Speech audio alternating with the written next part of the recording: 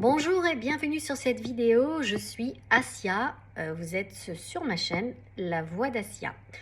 Merci de vous abonner si vous trouvez de l'intérêt, si vous estimez que ça peut vous apporter de la valeur dans votre vie, ce sera avec plaisir.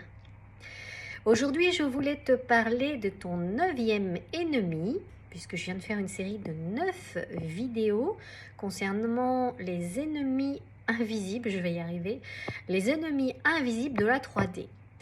Alors, le dernier ennemi invisible est le syndrome de l'objet brillant.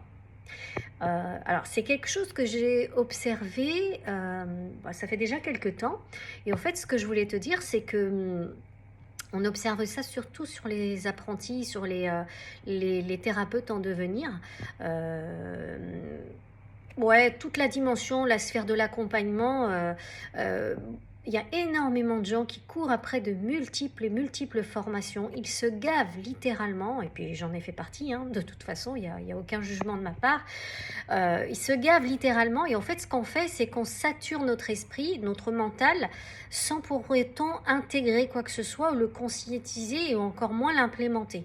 Et en fait, il est là le souci. L'idée, c'est vraiment de veiller à aller, même si tu aimes la diversité, même si tu aimes ne pas forcément t'aimes t'ouvrir, t'es curieux, je sais que c'est pour nourrir ce besoin de diversification que tu fais ça, mais tu t'y perds et tu perds de l'énergie et tu restes en surface. Et l'idée, c'est vraiment que tu puisses comprendre que, comment expliquer ça? Tu puisses comprendre que c'est en prenant 3 axes, que tu décides, voilà, c'est 3 axes, et ensuite tu te positionnes que uniquement sur ces 3 axes, tu vas les approfondir.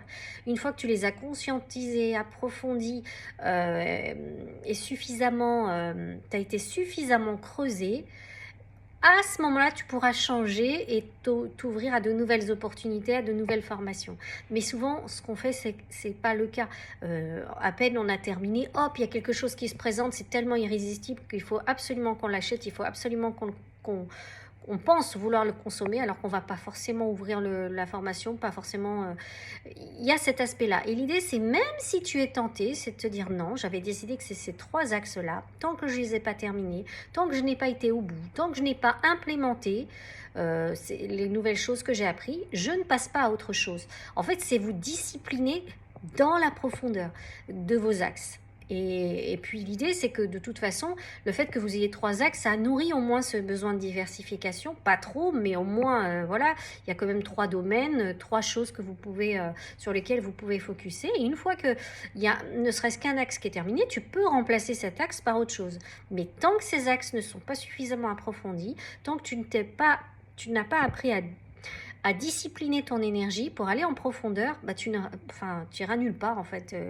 Tu resteras en surface et les approfondissements resteront intellectuels. Alors que l'idée, si tu es dans cette chaîne, c'est que tu t'intéresses à la dimension énergétique, la dimension spirituelle, l'évolution intérieure. Donc l'idée, c'est vraiment d'implémenter cette belle clé.